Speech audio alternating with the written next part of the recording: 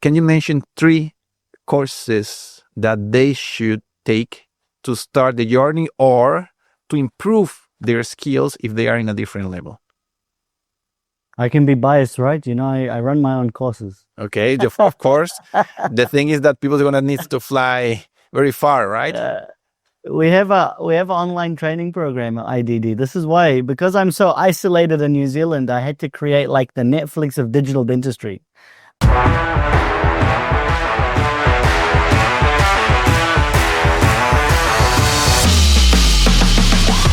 So hello everyone, welcome to the Quarterback Dentist, and it's an amazing session that we're going to spend today with a very good speaker, friend, entrepreneur, and educator. He's Dr. Ahmad Al-Hassiny, and he's connecting from New Zealand. So we are here now in Madrid around 8 a.m. in the morning, and in the other side of the world, he's just ending the journey, right? You are around 6 something, so you are tired ending. I am ultra fresh, ready to start. So Ahmad, thank you for your time. Thank you for being here with us. And we're going to have a very, very interesting topic today. So the main topic of this session is going to be related to the essential texts and the things that dentists should invest when they are thinking in digital dentistry. So what is that type of technology that they should invest? What makes sense? What not? And of course, how to start. And I think it's a great topic to start since we met each other in IDS. So the first time that we met in person was 2 years ago in IDS. We were there in the Formula booth. You were giving there a session, a lecture, and the next session after you was me. And then we met there, we started to talk, and we make a very nice connection because we share our ideas, principles, and our passion of education and digital dentistry. So this is why we decide to create this session with you. You are one of the reference in education in digital dentistry. You have a very good focus and point of view since you are the audience and you suffer finding that information, that content. And if I'm not wrong, that's why brings you to create the IDD. So, Ahmad, let's start, let's begin, and tell me why you decide to focus or make that shift from a normal clinician, that is, you're spending the whole time with a patient, to spend time where you are now in your beautiful studio with a beautiful chair in the background where you record and spend a lot of time creating content. Thank you, Luken. Look, firstly, I just want to thank you, man. And it's been a pleasure to know you as a friend and to stay connected with you, but also to the DSD team to invite me on this prestigious podcast. So it is an honor to be here. Much like you, Luken, I think you hit the nail on the head. Look, it was just from pure pain. I'm a clinician like many people listening here. And the reason why I started IDD, or Institute of Digital Dentistry, is a long time ago. I mean, it feels like a long time for me. About a decade ago is when I graduated from dental school. And I was very lucky. Like Christian, my father was also in dental. So I graduated and I went into his office to work with my father. And he was, he's a big role model for me. And he was always into digital. Like when I graduated back in 2016, I went into the office and I got access to a few scanners at a time when no one really had scanners in New Zealand. I mean, we were one of the first ones. And really the thing that stuck out to me, even back then, was how hard it was to get information. It was very difficult, Luken. Even just to get a price from a sales rep about a scanner or a product, it was very cagey. No one would really talk about it. And I can remember vividly, one of the main reasons that I started IDD was I was sitting in a dentist study club, like a group session. And at the time, a sales rep came to the front and he had a 3M True Vision. Do you remember the 3M? Yes, for sure. That was the first scanner that I ever used in my life, was the 3M with the dust there. Do you put it in the... Yeah, exactly. The powder and everything. It's crazy. And he went to the front, and this was the time of Trios 3. Trios 3 was around, and that was a fantastic scanner. And this rep went to the front, And he was saying, this is the best scanner in the world, and it has all these amazing features. It's the most accurate scanner. And I can remember sitting there because at the time I had access to CEREC, Omnicam, Trios, and Planmeca. And I can remember just feeling like this is wrong. I'll never forget that moment. That was really the pivotal moment why I just wanted to share information about digital dentistry. And look, just like how we can connect today, the power of the internet, it's amazing that I'm in literally the corner of the world. And because of the internet, I can reach so many colleagues. And so that's really what started it. I think it was just my own frustrations with how much disinformation there was in the industry. And I have to say, even though there's a lot of people like me now and information is widely shared, like on Facebook groups, I still feel like there's a lot of disinformation still. It's just different style now, a lot of marketing. Yes, I always said that it's so hard for a dentist to take the decision in what to invest because things are going too quick. The equipments are coming every year, many brands, many options. So when you think you have the answer, 4 new things are coming back to the market, and then you think like, okay, so now what is the right one? And when you try to find information, the information is coming from the main brands that they are trying to convince you to buy the product, exactly what you mentioned about the 3M. And it's so hard to have that knowledge to say, no, what you're saying is not correct because that another brand is doing this, and that, or in my hands, that's very cool, but I need something different like this, and that. And I think it's a great conversion point that we're talking now because we suffer exactly the same. And I think that you're talking about 10 years ago, you mentioned, but it's still an issue. Still nowadays, people are struggling to find, let's say, pure information that is not coming from the main brands. Because also the main articles, all the research, usually they are paid by the big brands. They're trying to move the market in their side. So that's one of the main reasons of this podcast. We want to bring topics that are completely open without having brands that are sponsoring this session, this podcast, so we can talk completely open and bring our realities. And coming to the first topic that is about education, it's about what should be the first investment. And I always said that it's not that when you talk with people about investment, they think in devices, equipments, and they say, guys, stop there. Your first investment should be in education. When you know what you want, then it's going to be easier for you to make that selection. What is the real equipment that you need? If that should be your first step. Because many times when you start to analyze and you learn, you decide that maybe your first investment is not in equipment. Maybe you need to work more in your workflows, in your team, in your facility, in your marketing, because it's one of your weak points. And that's why I always say that education is the step number 1. And I'm sure that you are completely agree with me since you create the IDD, is create content, create education because you suffered that. So you bring your personal story, and I want to hear from your side, one of your realities, and tell me a real story, something that you bought because they convinced you, and then you realize that was not exactly what you was looking for, or was not what you expect. Yeah, I actually have a number of stories, Luken. You have many. I'm very lucky because nowadays I'm not a clinician. I'm more focused in the educational part, and I'm not struggling there in the chair. So that's why your comments will be very, very valuable for us. Yeah, like I'm still a full-time clinician. I still love practicing dentistry, even though I really love education. I mean, still on the tools in New Zealand, and my father and my brother, we run a family business and we operate 41 chairs and a digital lab. So I see the lab side, I see the clinic side. Look, just to give you a couple of examples, and I totally agree with you. Education, beats any sort of investment, and you should never rush to just buy something. And I'll give you an example of this. When we first started digital dentistry, we bought an E4D. And the reason why we bought that, there was either E4D or red or blue can, CEREC. There was only 2 systems back then, 2 systems on the market.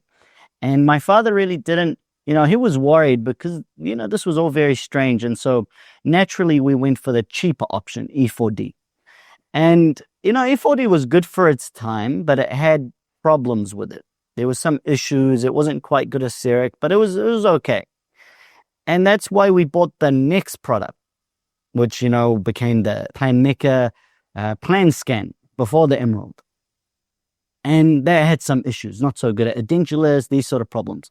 So we bought Trios to fill the plugs that we were facing issues with. And then we eventually bought CEREC. So this is why I had the Omnicam Trios and a Planmeca scanner, all of them. It wasn't to create IDD. It wasn't this, dream of making an education platform. It really was, we were trying to fix issues that we were having with other products. And this is how I landed in this position of having access to so many scanners, because that led to the education. But I'll give you an even better story, because I'm the digital guy, right? And I'm supposed to be the guy who always reads the digital stuff. Recently, when the 3D printing boom happened, and everyone's talking about 3D printers, I got influenced like a lot of people get influenced by, social media guys. And at the time, there was a certain dentist who was really pushing EnvisionTEC printers. And, I didn't want to be left out. I really felt FOMO. I had the Formlabs at the time, but you remember Formlabs, Form 2 days. It was really just models and surgical guides. And this new EnvisionTEC, they were talking about dentures, everything.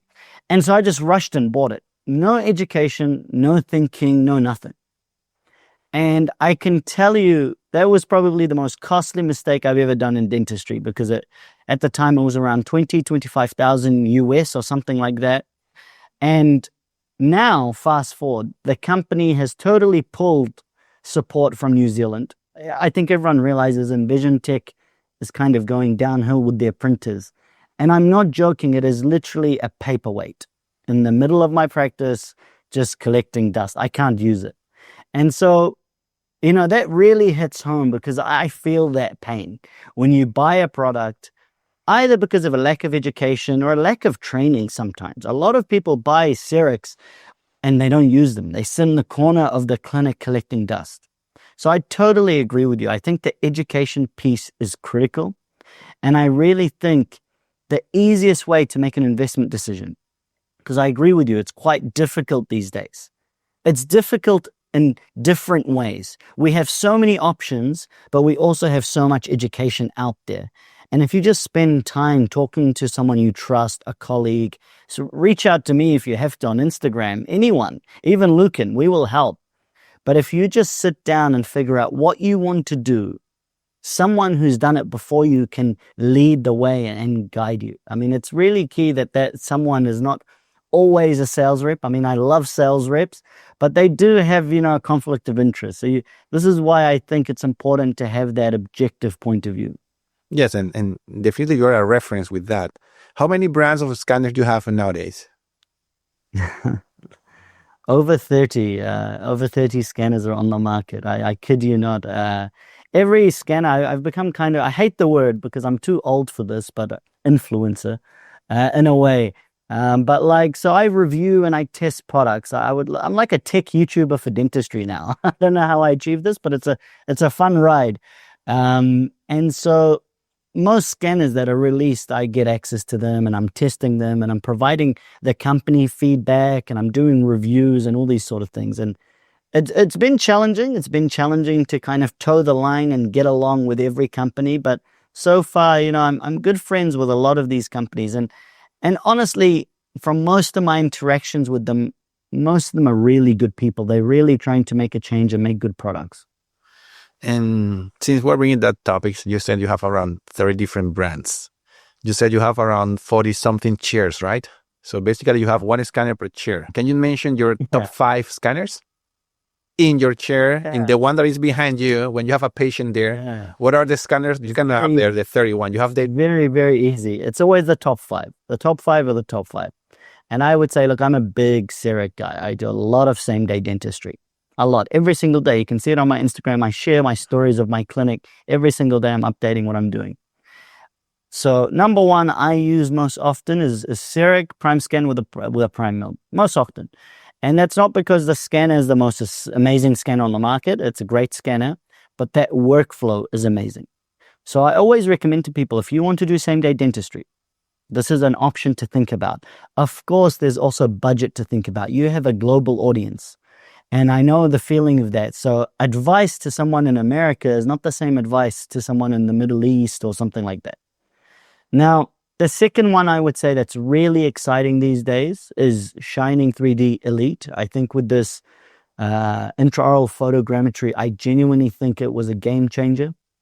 We do these scanning awards in IDD. We get dentists to vote and these sort of things. And it was actually our scanner of the year for last year. I think this was an amazing product. And then, of course, there's the just generally good scanners that I always use. And that's quite simple. It's Trios 5. I use that frequently. And if someone is using my Trios 5, I'm using Meta i900.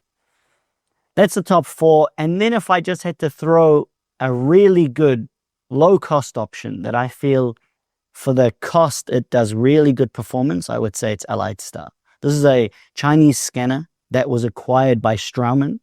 And I genuinely think it was probably one of the best acquisitions in intraoral scanners. They chose a very good scanner.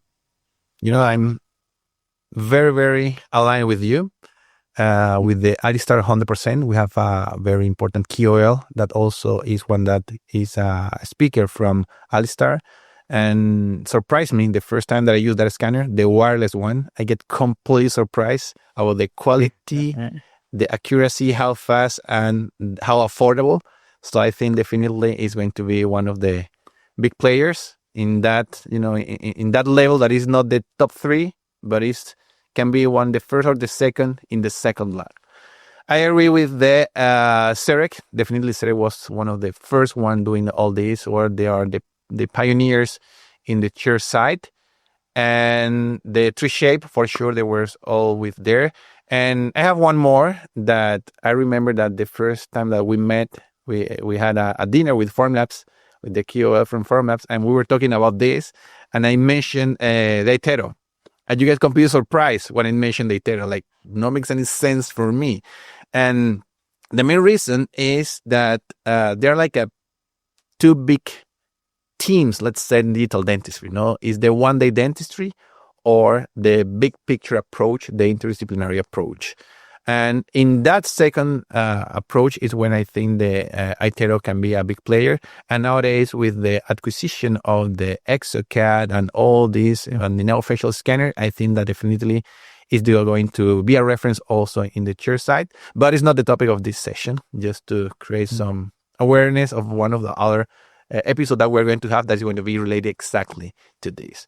But bringing back to the educational part, do you remember what was that course that really, really impacted you somehow with an amazing educational experience, or that content that, boom, opened your eyes and you said, this is the way to go? I'll be honest, Luken, it's fascinating. I think in any dentist career, there's some certain things that totally change your career. I agree. Like, I would say that course that changed my life was actually an implant course. That doesn't quite relate to digital dentistry, because when I graduated from dental school, I don't know about you guys in Spain, when I graduated from dental school, we had done like 10 extractions. It was a very limited experience. And so really you get out into the real world, and the first few years is hard. You're just learning 100% of everything you can, because really you're more like a beginner in dentistry when you graduate, a total beginner. You really don't know much. And after a few years, 4 or 5 years, my father does implantology. Doing a course like that really opened my eyes to surgery. But if we bring it back to the topic of digital dentistry, I think with digital dentistry, it's more like an evolving journey. I can't say there was like one course that I was like, wow, this is amazing. Because the reason why I say that is I feel like digital dentistry is just the natural evolution of dentistry. It is not like a brand new skill. Of course, scanning is a skill, but it's not like doing implantology. You know what I mean? Yes. It doesn't open up a new treatment modality that you can do for your patients. To me, digital dentistry is an evolution of how we practice, and it is now clearly the way forward. When I graduated 10 years ago, a lot of people didn't believe in digital dentistry. I remember having arguments and debates about if scanners are accurate. This was a very big, point of contention with scanners. To me, when I look at digital dentistry, it's not so much there was a one course that changed my life, but it is the constant ongoing learning. And it still happens today. And it relates back to what you said. It's just because the industry is changing so fast. Look, I remember the first time I scanned a patient, it literally took me like 20 minutes. 20 minutes, upper, lower, and bite. And now I can scan a patient in 30 seconds. I kid you not, consistently. And to get to that point, I really don't believe it was a single course. I think more important than a course, it was just practice. I think this is one thing that dentists don't realize as much as they need to. With digital dentistry, there is a lot of practice involved, and that can be scary because a lot of dentists, we're busy enough. They don't want to do that extra work, but it's a necessity, and it's like any skill. It's like the first time you do any procedure, it takes double or triple the amount of time, and you practice and you practice and you put in the hours, and then you get better at it. And how far you go with digital dentistry depends on your own practice, your own desires. Some people, they learn scanning, they master scanning, and they stop. Some people, they want to learn more. They get into design, CAD, CAM, AI, 3D printing, and they keep going. And when I reflect, about one amazing course, I really can't imagine anything in digital dentistry that overnight was like a mind-blowing experience. It really has been like a 10-year journey. And okay, I completely agree with what you are saying. I think that I remember when we were giving courses, our main focus was to convince people that digital was the way to go. And then we start to explain to people how to take advantage of digital. Nowadays, the quorum is completely different. People is like, okay, dentistry is the way, digital dentistry, but how I can take advantage of this? So definitely it's not analog and digital. Now it's only one dentistry. That is the evolution, that is the digital dentistry. It's the way to go.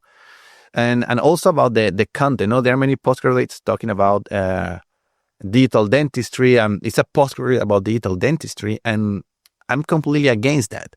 Because it's impossible to create one specialty about digital dentistry because it's inside all the specialties. So even that means that even the people that knows about digital, they don't even get it 100% what means digital dentistry. Because imagine you're taking a postgraduate 2 years about digital dentistry, you learn the equipments that are available. So in the next 2 years, you need to take the postgraduate again because the new equipments are coming. and you cannot give one postgraduate about everything. So that's why, and I have this discussion also with Christian, and he said it not makes any sense. The thing is, digital dentistry should be inside each one of the postgraduates in the world, in all the different areas, because you can really take advantage of that, because it's the way to go. It's like you need to take an impression for implant, for prosto, for endo, whatever. So it's exactly the same. So digital dentistry should be there. But I want to challenge you more because you didn't give me the right answer, and we are talking about in what to invest. So if the people are listening to us, they want to take a course and they want to start, they really want to start to implement digital dentistry in the right way, can you mention 3 courses that they should take to start the journey or to improve their skills if they are in a different level? I can be biased, right? I run my own courses. Okay, of course. The thing is that people are going to need to fly very far, right? We have an online training program at IDD. This is why, because I'm so isolated in New Zealand, I had to create like the Netflix of digital dentistry. Look, I'll put it this way. The most important first step, if you're genuinely starting off with digital dentistry and you have no idea, the most important first step is find a really good local intraoral scanning course, because this is the fundamental thing. You need to just understand how to scan. In the same way, when we were dentists in undergraduate studies and we spent 4 or 5 years taking impressions and learning how to do it and all the techniques and tips, I think this is the most important course, is how to scan. And on top of how to scan is how to manage the soft tissue, how to manage the saliva, because This is still a problem around the world. We run a lab, so I see a lot of the scans that come to our lab. And still, dentists don't use retraction cord for crowns and these sort of things, or retraction paste, but this is a whole different topic. I think if you are a total beginner, you really just need to understand, the fundamentals. You don't really need to understand hardware so much. What type of scanning technology, confocal or triangulation. Honestly, I don't think this is relevant in day-to-day clinical practice. You need to have the hands-on skills. You need to have someone that shows you how to hold a scanner, how to retract the soft tissue, how to maneuver to get a very fast scan. And then you just need to practice like crazy. I genuinely believe the fastest and best way that you can get good at scanning is just to do hundreds and hundreds of scans. Of course, your first course is to understand the fundamentals. And we run a lot of online training programs, a lot. And then from there, you can take it as far as you want. I think when dentists learn how to scan, this is really the gateway to digital dentistry. Then you can do anything you like. Obviously, DSD runs the probably best smile design course in the world. So if you want to go down that route of smile design and smile harmony and treatment planning, this is a perfect route for you. If you are not into this sort of thing, from your scanning foundation, you want to go into aligners, you want to go into orthodontics, you can go into this route.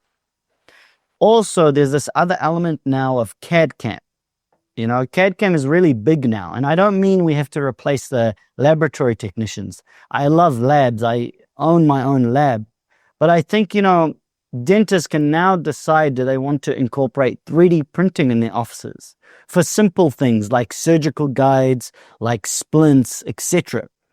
And I really don't think there's one single pathway for any dentist, because we are so different in what we do, how we practice. Like something like an implantologist will have totally different needs in terms of training to someone who is a prosthodontist doing crown and bridge and rehabs.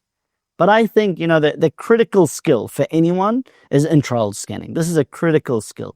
You should be so confident with your scanning that you can scan any indication. Every single indication in the mouth can be scanned these days with full confidence.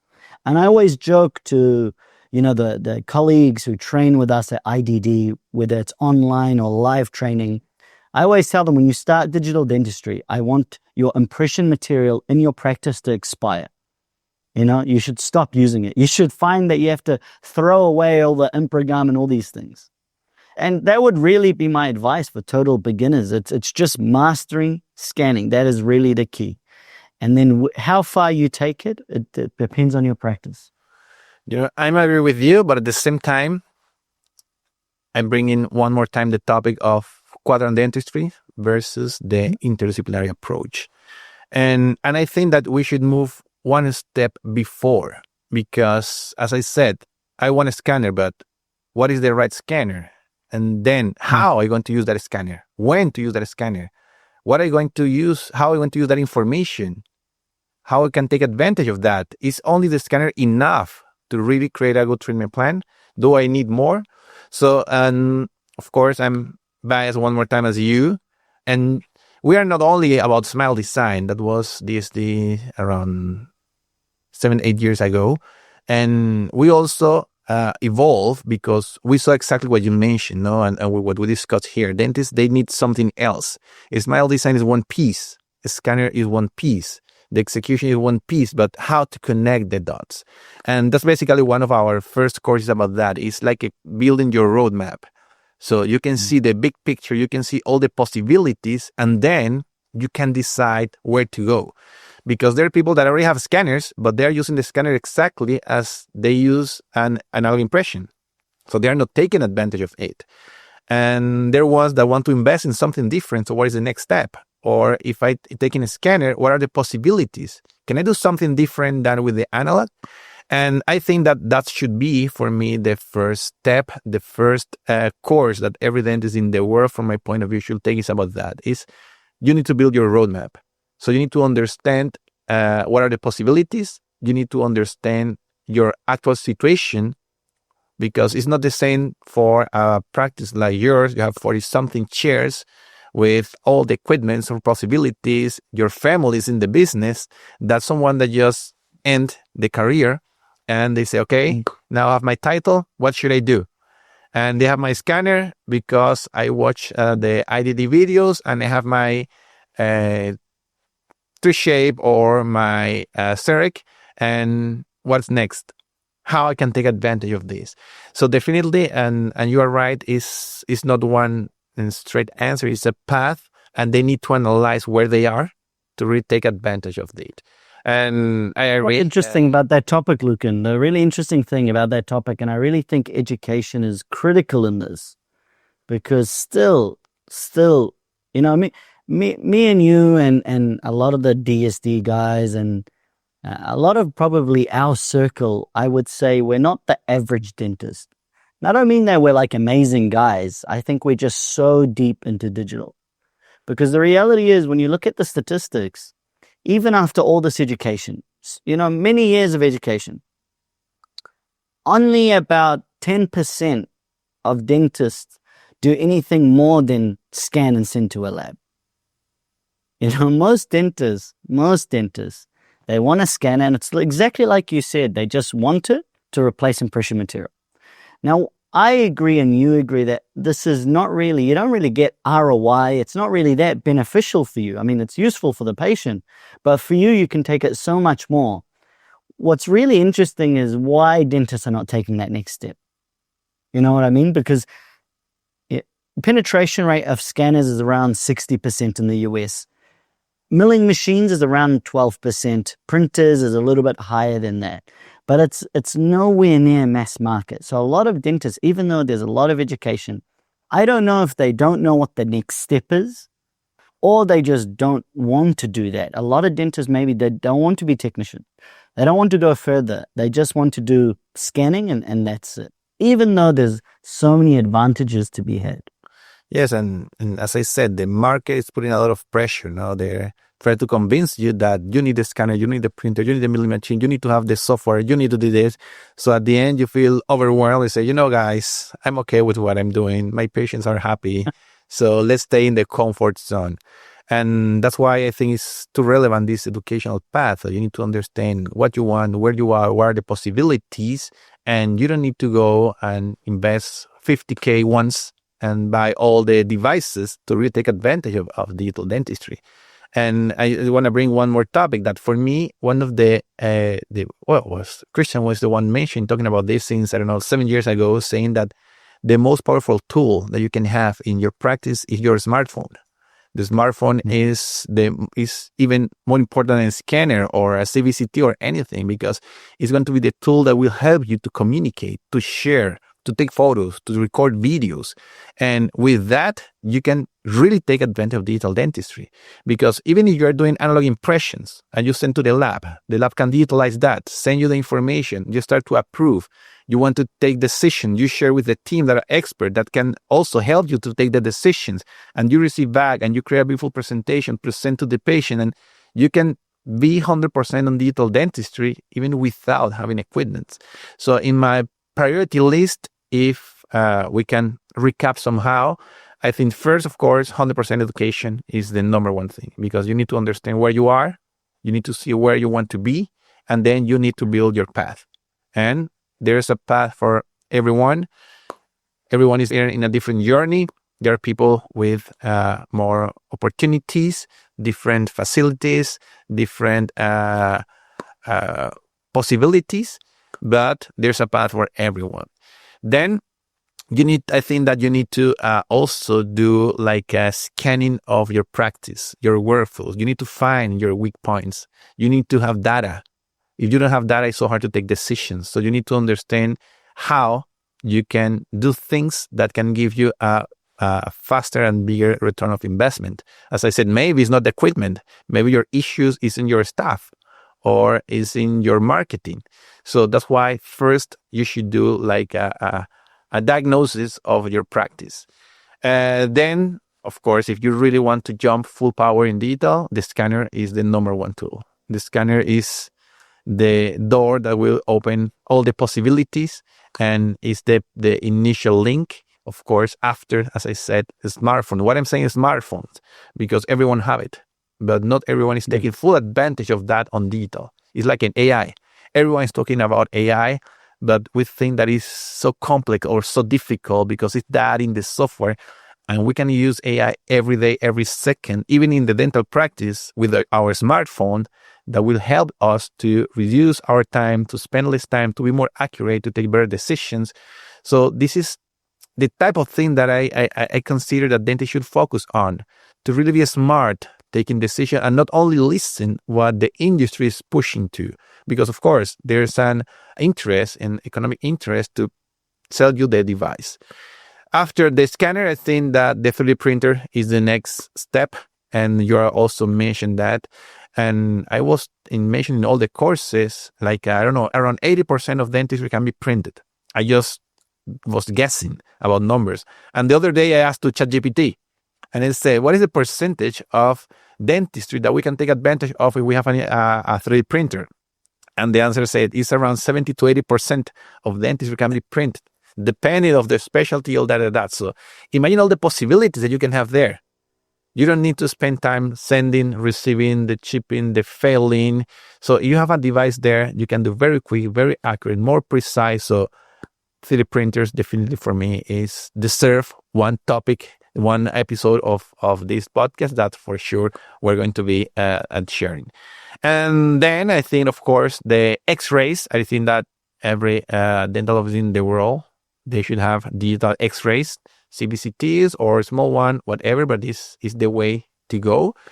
And after that is when we can start to bring different devices. I think like the gadgets. We can start to bring the facial scanner. We can start to bring the jaw tracking devices or different tools that can help you to go to the next level.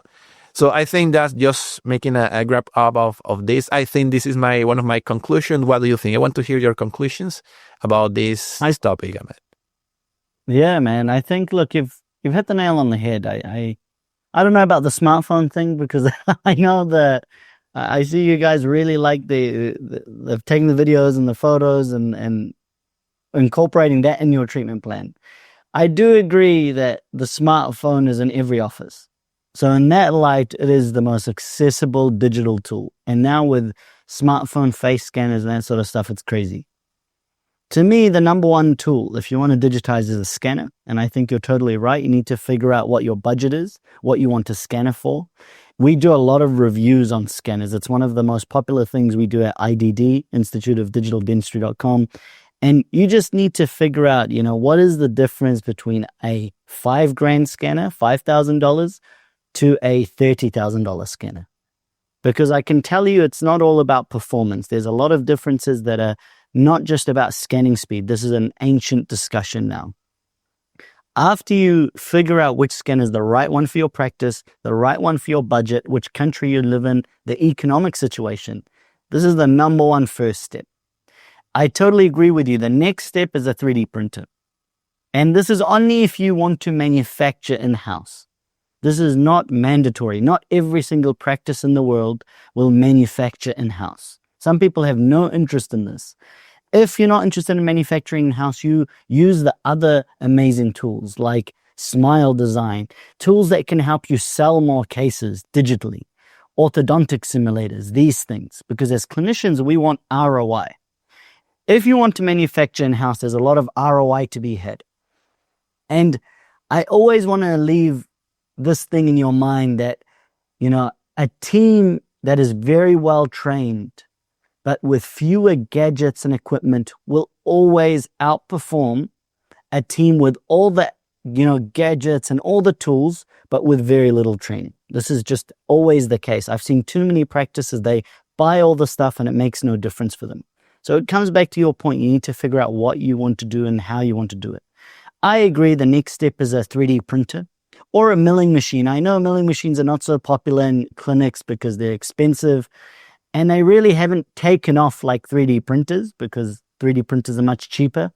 But to me, it's not about 3D printer or milling machine because to me, these are all output devices. You want to manufacture something. So you just need to figure out what do you want to manufacture in your clinic. if you want to manufacture splints, models, surgical guides, these sort of things, composite crowns, because resin crowns are composite crowns, then a printer's perfect. If you want to do full arch restorations, you may have a technician in-house. You have to get a milling machine because, full arch zirconia, these things. So that is where all these pieces play. But I think one thing that you missed, Luken, that's critical, and we will get to this in future episodes, is CAD software. And this is a really big, important part that a lot of clinicians underestimate, because I believe the entire industry is making it much simpler than it is. It's not very complicated, but when you begin, designing crowns, designing splints can be incredibly intimidating. And I feel like now the industry is like this. Scanning is so fast. It's so good. Like you said, Alliedstar, very economical, very good.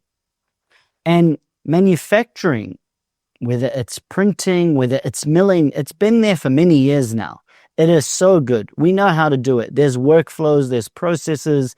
It's not like you're navigating something new. It's established.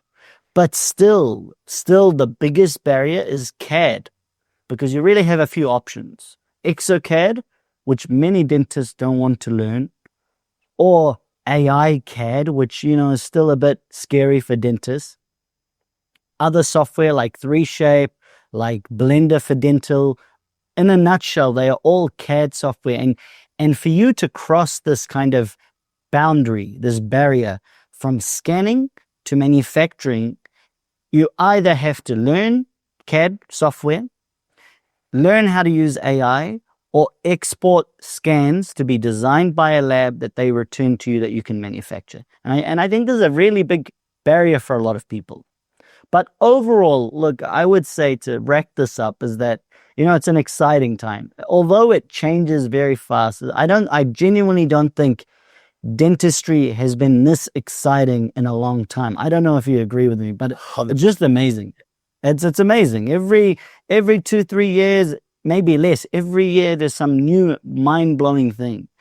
And, as much as it is scary, try to also be inspired by it. Try to ride the wave, and, take it as an opportunity to upskill yourself, upskill your team, and practice dentistry in a way that I genuinely believe is much more predictable. It's better for patients, and genuinely it's better for you. It's just fun. All this technology and scanning and printing and face scanners, if you look at what our job is like now, it is really incredible.